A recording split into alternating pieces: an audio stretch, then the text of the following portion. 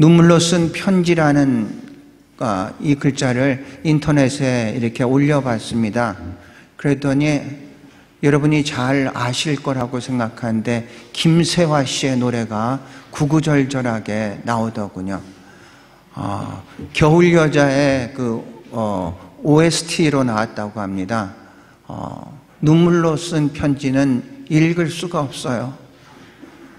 눈물로 쓴 편지는 지울 수도 없어요. 눈물로 쓴 편지는 보낼 수도 없어요. 구구절절하게 이 받는 사람의 향한 애절한 사랑의 표현을 이렇게 한 그 편지인 것 같습니다.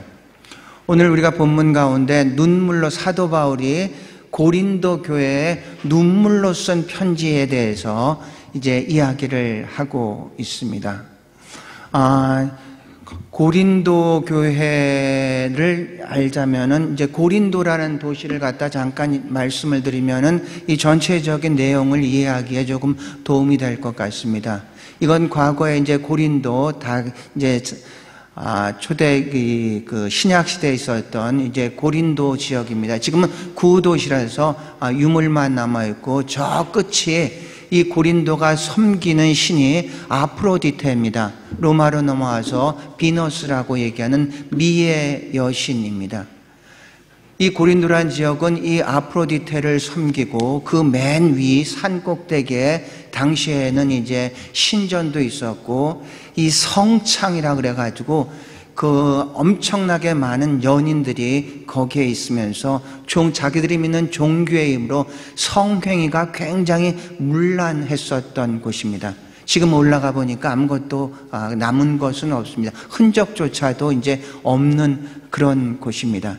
그래서 이 사람들이, 당시의 사람들은 이 성적으로 아주 문란한 사람, 이런 사람들을 갖다가 고린도인이 되다, 고린도인 같은 사람들, 이런 표현을 이렇게 썼습니다. 그래서 고린도를 생각하면은 성적으로 문란한 사람들이구나, 이제 낙인이 그렇게 찍혀 있습니다. 성경에 또 이와 비슷한 곳이 한 곳이 있는데 크레테라는 섬이 있습니다. 이 크레테라는 섬은 지중해 중심에 있습니다. 4대 문명 중에서 메소포타미아 문명과 이 이집트 문명을 둘이 합해서 오리엔트 문명이라고 합니다. 서양에는 원래 문명이 없습니다. 그런데 이 오리엔트 문명이 크레테 섬에서 발전이 돼가지고 그게 서양 문명의 이제 뿌리가 된 그런 도시입니다. 굉장히 역사가 깊고 어떤 유서가 많은 일들이 있는 그런 곳입니다. 그런데 이 크레타 섬이 아주 안 좋은 그런 곳으로 이렇게 낙인이 이제 이 크레타 섬이 됐습니다. 크레타 섬에서 굉장히 어떤 명망 있는 사람이 이런 얘기를 합니다. 크레타 사람들은 거짓말쟁이다, 악한 짐승이다, 배만 위하는 게으름쟁이다, 이런 식으로서 크레테 섬도 이 고린도 못지않게 아주 나쁜 어떤 그 이름을 가지고 있는 그런 낙인이 찍힌 이제 도시입니다. 우리도 이제 좀 그런 것들이 있는 것 같습니다. 어떤 지역을 생각할 때마다 그 지역 사람들은 이렇다, 어떤 나라를 생각할 때마다 그 나라 사람들은 이렇다, 이렇게 우리가 어떤 좋은 의미로서가 아니라 나쁜 의미로서 이제 낙인을 이제 찍고 거기에서 그 사람들이 무슨 얘기를 하거나 무슨 일을 하면은 우리가 그럴 줄 알았지, 이런 식으로 이제 반응을 합니다. 우리는 이런 것들을 낙인 효과라고 얘기를 합니다. 그렇게 그 사람들, 그 지역의 사람들, 아니면 그 개인이라든지 어떤 나라라든지 그런 시각으로서 그렇게 낙인을 찍고 그 사람들이 하는 모든 것들은 그렇지, 그런 사람들이 뭐 뻔한 일이지, 이렇게 이제 얘기를 하게 된다는 얘기죠. 그 반대로 어떤 좋은 쪽으로서 이제 상대방을, 아니 나라를, 지역을 또 인정하는 것들도 있습니다. 우리 효과 중에서 이렇게 노시보 효과라는 것도 있고, 이제 프로시보 효과라는 게 있습니다. 노시보 효과라는 것은 약간 부정적으로서 낙인을 찍어서 그 사람들을 부정적으로 만들어가는 거고, 플러시보 효과라는 것은 긍정적으로서 그 사람들을 생각하면서 긍정적으로서 그 사람들을 이끌어가는 이제 그런 거가 이제 어떤 그런 효과가 분리되어 있습니다.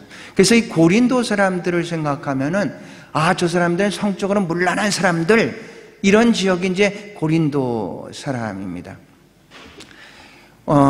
고린도 사람인데, 이제 이 사도 바울은 이제 고린도 교회를 개척을 했죠. 사도 바울이 2차 전도행 때 이제 3개의 교회를 개척을 했습니다. 하나는 빌립보 교회를 개척하고, 두 번째는 데살로니가 교회를 개척하고, 세 번째는 이제 고린도 교회를 사도 바울이 이제 개척을 했습니다.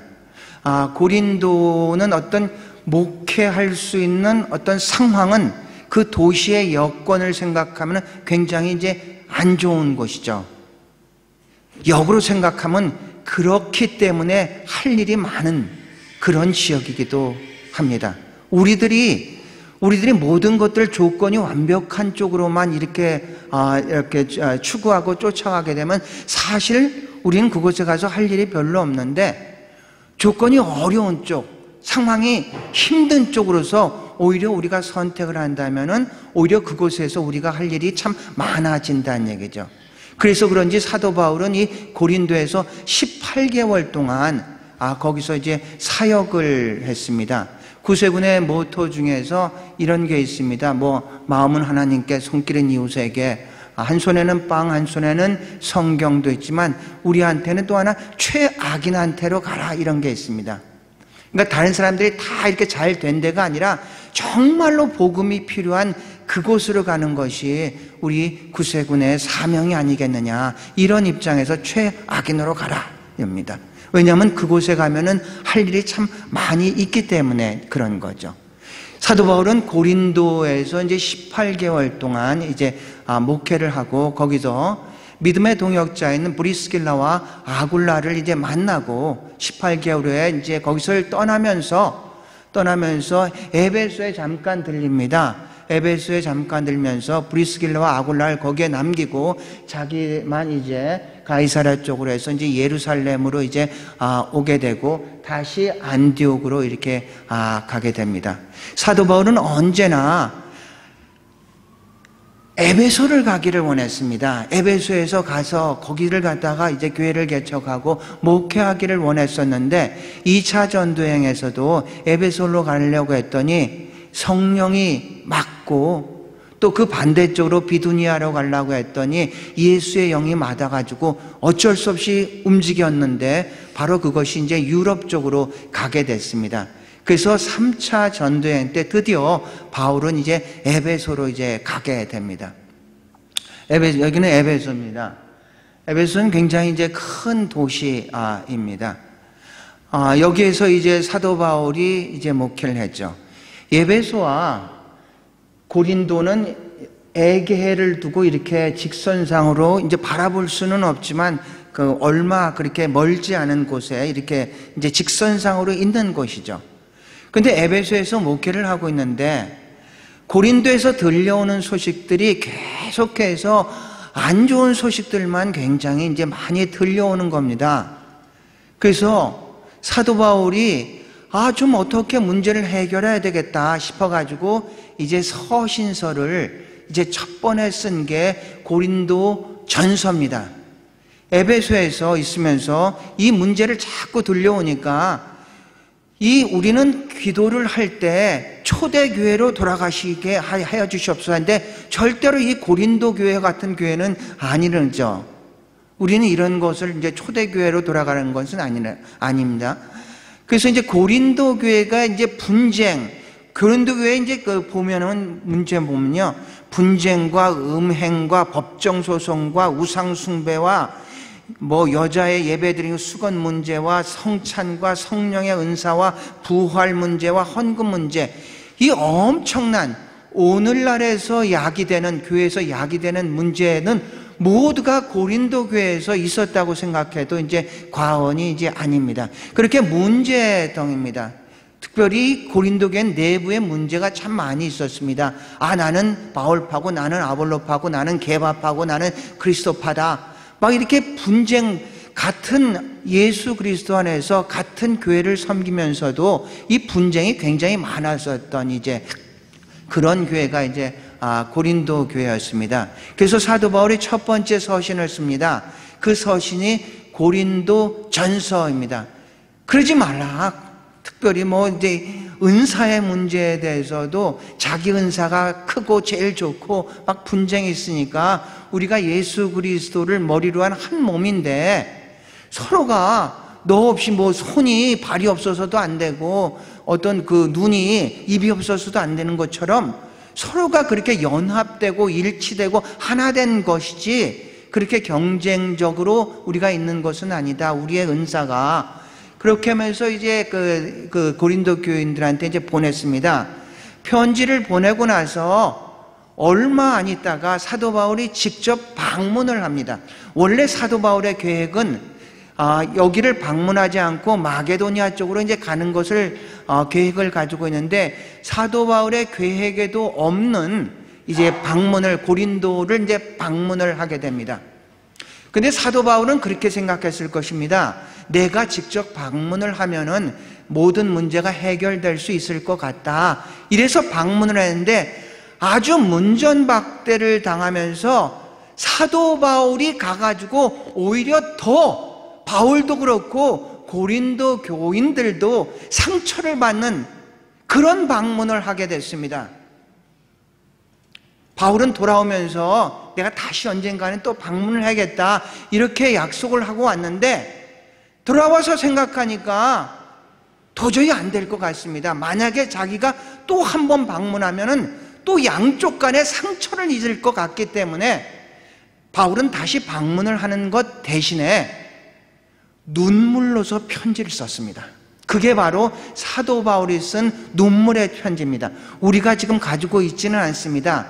그런데 이 눈물의 편지를 고린도 후서를 보면은 이게 눈물의 편지구나. 그것을 우리가 이제 알 수가 있습니다. 구체적인 내용은 알 수가 없는데 굉장하게 강하게 편지를 쓴 겁니다.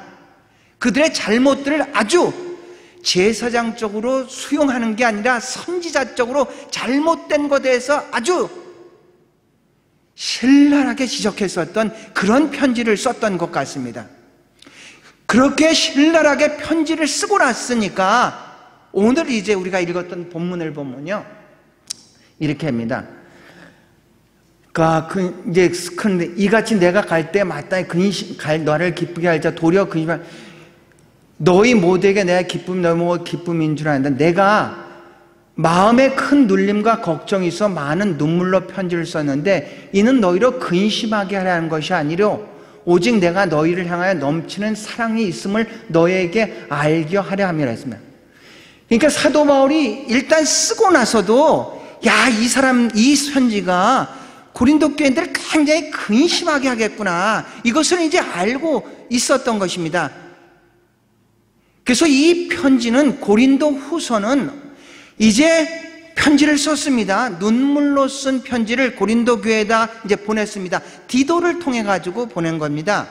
디도를 통해서 보냈고 사도 바울은 에베소에서 계속 목회를 하다가 뜻하지 않게 에베소에서 아데미 신상으로 인해서 이제 소동이 일어납니다.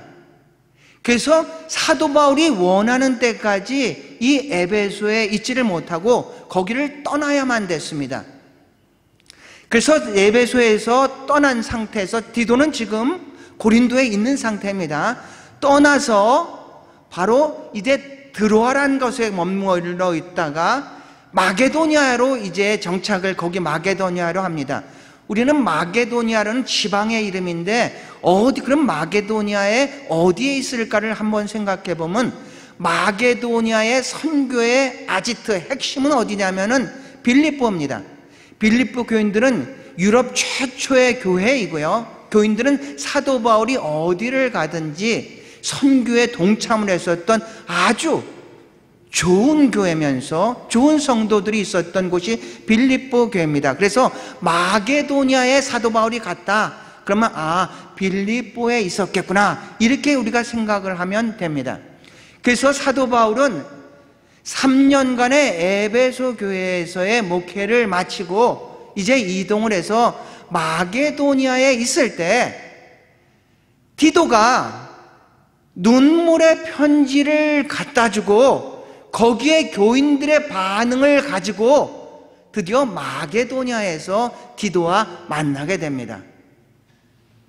그래서 마게도니아에서 만나는 장면이 이제 두 번째 본문인 고린도 후서 7장입니다. 우리가 마게도니아에 있을 때 우리가 육체가 편하지 아니하였고 사방으로 환난을 당하여 밖으로는 다툼이요 안으로는 두려움이다. 그러나 낙심한 자들을 위로하시는 하나님이 디도가 오므로 우리를 위로하였다 했습니다. 자, 지금 바울은 에베소에서 결국은 소동으로 쫓겨가가지고 마게도니아에 있는 상태인데 굉장히 여러 가지 번민 가운데 있었습니다. 낙심하고 있는데, 그런데 위로하시는 하나님이 디도를 옴으로써 우리를 위로를 해줬다 하면서 디도가 이제 이 고린도 교회의 소식을 가지고 이제 마게도니아로 온 거죠. 그가 온 것뿐 아니요 오직 그가 내게서 받은 그 위로를 위로하사 너희의 사모함과 애통함과 나를 위해 열심히 있는 것을 우리에게 보고함으로 나는 더. 그러니까 사도 바울의 눈물의 서신을 받고 이들이 회개를 했습니다. 아주 강력한 어떤 글이었는데도 불구하고 반감을 갖지 않고 오히려 그 편지를 받고 이들이 근심하면서 회개를 했다는 얘기입니다. 그 소식을 들고 디도가 마게도니아에 있는 바울을 찾았던 것입니다.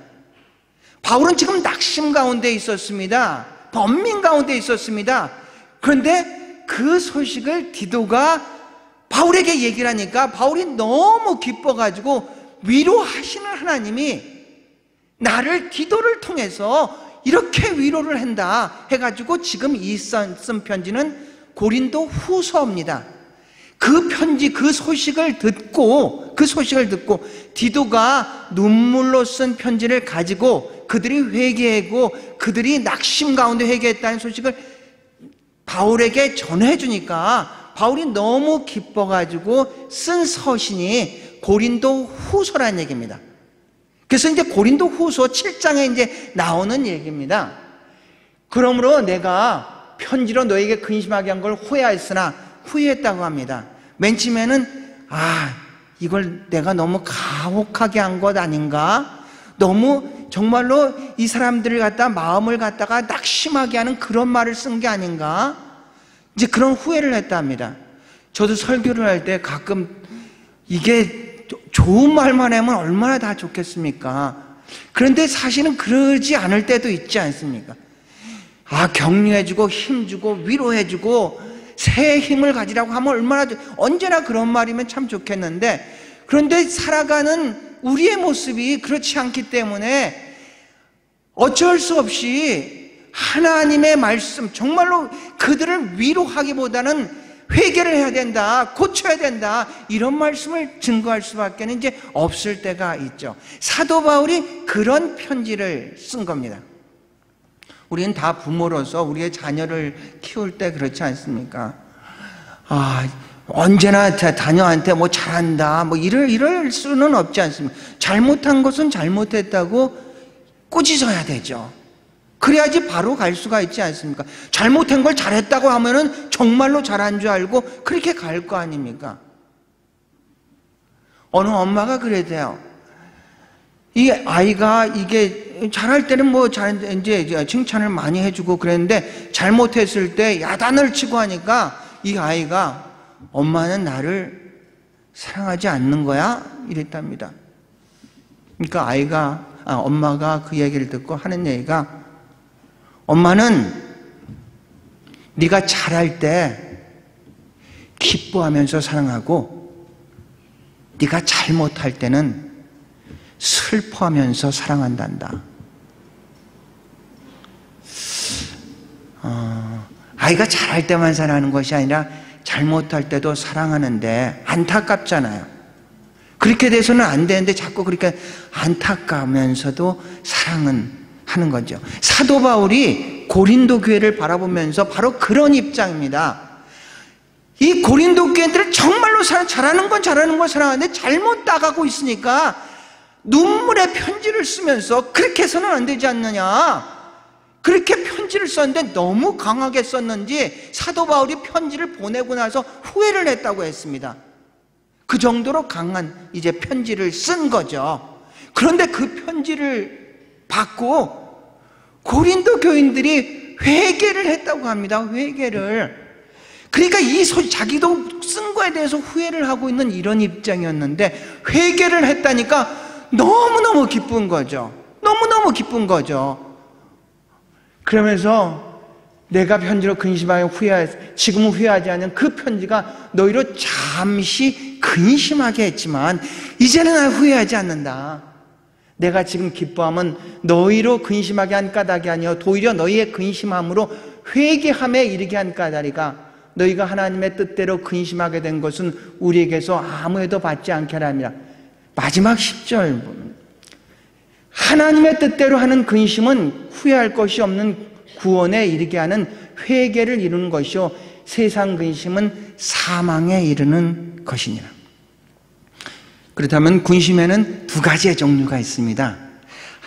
영적인 근심으로 하나님의 뜻대로 하는 근심이 있는데 이것은 회개를 통해서 생명에 이르게 하고, 육적인 근심으로 육신의 자랑과 안목의 정욕과 이 생의 자랑을 위해서 근심하면 이것은 사망에 이르는 근심이라는 얘기입니다.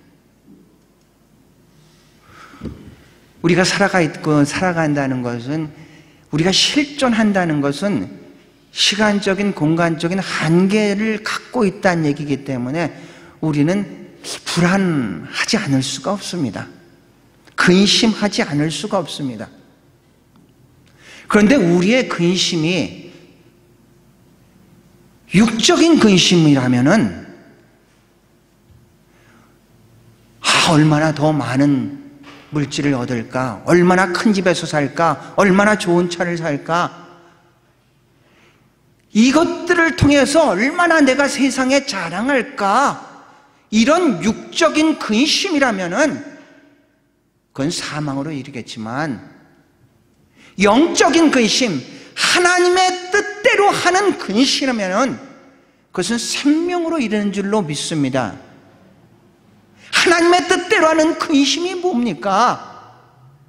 내가 아무리 나를 보더라도 하나님의 뜻대로 살지 못하는 나를 안타까워하면서 애통해하면서 하나님, 제가 하나님의 뜻대로, 하나님의 뜻을 깨닫고 그 뜻대로 살게 해주십시오 하는 그런 영적인 근심을 말하고 있는 것입니다. 우리의 과거 때문에 우리의 미래가 불투명할 때가 굉장히 많습니다. 과거 때문에, 과거의 끈에 묶여가지고 미래로 향하는데 이 끈이 자꾸 당겨서 가지 못하게 할 때가 참 많이 있습니다. 세상적인 기준이라면은 그냥 그 과거 때문에 미래로 나갈 수가 없는데, 그런데 우리는 누구든지 그리스도 안에 있는 자들은 새로운 피조물인 줄로 믿습니다. 우리는 새로운 존재란 얘기죠. 어떤 잘못을 했든지, 어떤 어리석은 짓을, 실수를 했든지 예수를 믿는 순간 그 모든 문제는 예수 그리스도의 십자가와 함께 못 박힌 줄로 믿습니다.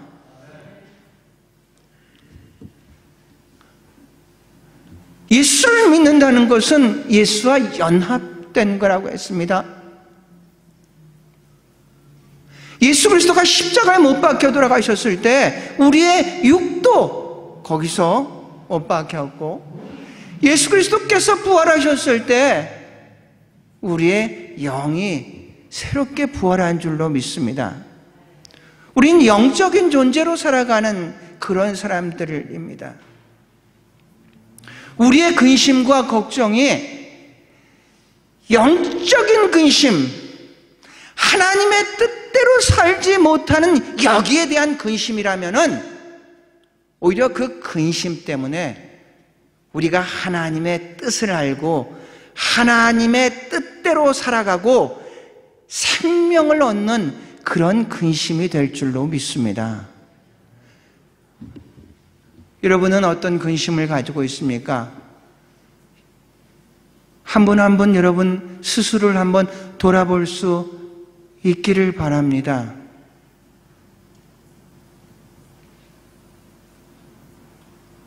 하나님의 뜻대로 살고자 하는 그 영적인 근심을 하고 계십니까? 아니면은